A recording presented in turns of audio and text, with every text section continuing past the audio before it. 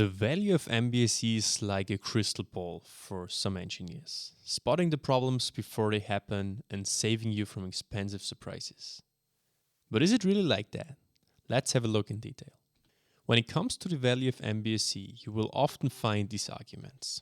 Collaboration. Using a common model-based language like SysML or Arcadia, MBSE enables clearer communication across teams, disciplines and stakeholders, reducing misunderstandings and aligning everyone on a unified vision of the system. System understanding and development. MBSE allows teams to create detailed models, making it easier to visualize complex systems, understand their interconnections, and identify potential issues very early in the design process. Reuse and scalability. MBSE models can be reused for future projects or iterations, providing a valuable knowledge base and ensuring continuity across a system's lifecycle from design to operation and maintenance. Digitalization. MBSE is a key enabler for digital system development. Consistency and traceability. MBSE ensures that all elements of the system, so the requirements, the architecture, the design, are consistently linked, making it easier to trace requirements through the development process and track possible changes. System quality. Increased system maturity due to intensive problem understanding activities. Error detection and risk reduction. By modeling and simulating early on, MBSE helps identify potential problems before they become costly in later stages of development, reducing technical risk and project delays.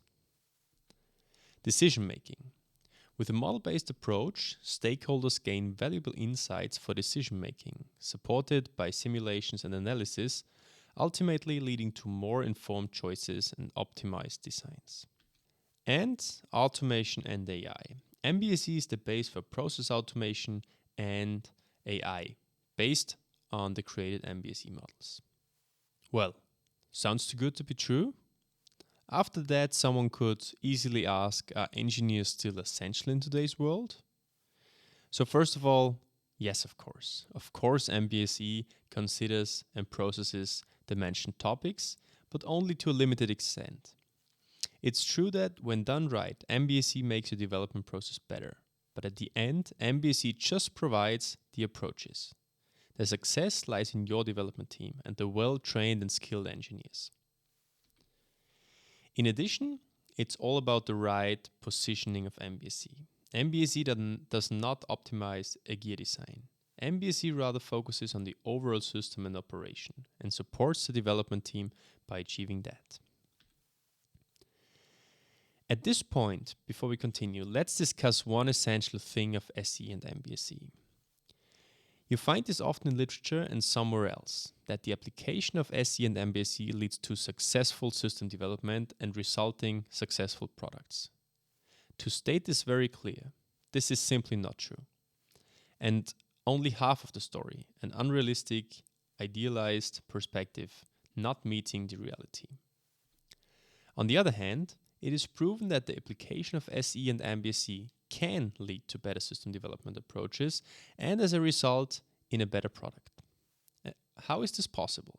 The main focus of developing a system or a product should be on the system itself.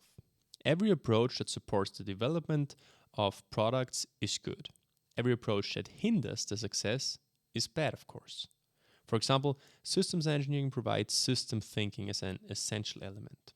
System thinking is, as the name already states, the holistic approach to understanding, analyzing, and solving problems by considering the interconnected and interdependent elements within a system. Instead of focusing on individual components in isolation, system thinking emphasizes on the relationships, interactions, and dynamics between components and their environment. But it isn't something SE developed. It was there before SE, and it will be there after SE. SE collects principles such as system thinking and applies them to the engineering of systems. It doesn't really matter if it's SE or not.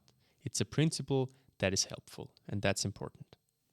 So long story short, SE and MBSE do not automatically lead to successful products, but they provide principles and best practices to help and support you, the engineer, the manager, the team member, proud part of the product development team, to develop products and systems.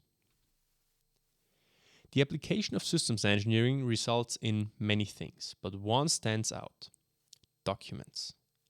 There are documents everywhere. These documents are important and there are many. For example, ConOps documents. Describe the system's purpose, high-level operation, and user needs from stakeholder perspective. A feasibility document evaluates whether the system concept is practical and viable within technical, economic, and operational constraints. Stakeholder requirements document, which captures needs, expectations, and constraints of all the stakeholders. System requirements document defines high-level functional, performance, and non-functional requirements for the system. Requirements traceability metrics document, and so on, the system architecture document, and many more. Depending on system size and system hierarchy, some of them are created on several levels. The wrong MBSE approach is to transfer the information of these documents into a single system architecture model. Sometimes you will see this as an argumentation for the use of MBSE, but this is not the right approach and will not provide you with the benefits you're hoping for. But there is the other perspective that really shows the value of MBSE. The architecture supports in getting and keeping an overview of all the documents, ensuring structure and consistency. And some of the documents, for example the system architecture document, can be transferred to the system architecture model. The benefits of the system architecture model is that the information is set into relation to each other. The other value of the system architecture model is the common ground and understanding of the system. It happens more often as you think, that everybody says he or she understands the systems and has an overview of the system. But the reality often looks different, and everyone is trapped in their own silo of understanding.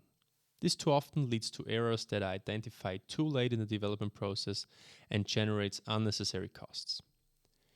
An instrument as simple as the system architecture model supports getting a common ground and system understanding. The system architecture model itself does not automatically lead to the best product, but it is an element that supports you to get there. One of the key topics of MBSE is the formalized modeling of the system in terms of architecture. But what does this really mean and why is this so important? For that, let's consider 4 ways of documenting and using information, with the example of documenting the architecture of a drone. First of all, there is handwritten. One way to document the drone's subsystems and functions is by handwritten documents and sharing them with the development team. Maybe also copy the text several times. While this option creates the result very fast and cheap, so you just need paper and a pen, it has some dramatic disadvantages. It is not digital. Changes made in one of the copies have to be communicated to the others manually. It is not really scalable. So when the drone gets a new subsystem, the document has to be rewritten. Similar, it is not reusable. Means new drone, new document from scratch. Consistency can only be ensured by the author, and for other activities such as CAD, must be done manually. Traceability in terms of links to other kind of information is simply not given. Another option is to digitalize this information by typing it into a computer. This benefits in having the information digitally available, making sharing of information or changes simpler. Typed information in form of simple documents does not solve the disadvantage of scalability, consistency, and even traceability. For that, more formalized approaches are needed. Instead of text-based documents, an option is to model this information informally, meaning text is transferred to images but not models. For humans, images are better understandable compared to text, but the disadvantages are the same. The better option is to model the information, so the subsystems and functions of the drone, formally. The result can look similar to the informally modeled, information but has a major difference. The formal modeled information is not only interpretable and usable by humans and engineers, but also by the computer. This means that the computer knows which information is where and how is set in dependence to each other.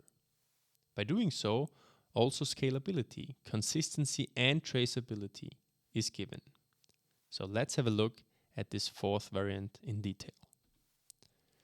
Let's consider two scenarios to make this better understandable. In scenario 1, Alex is a test engineer and his daily business is to define test cases and create a test plan. To do so, Alex checks various documents as input for the definition of a test. The challenge Alex has to master is, on the one hand, to find the required documents, and on the other hand, to see dependencies between the documents.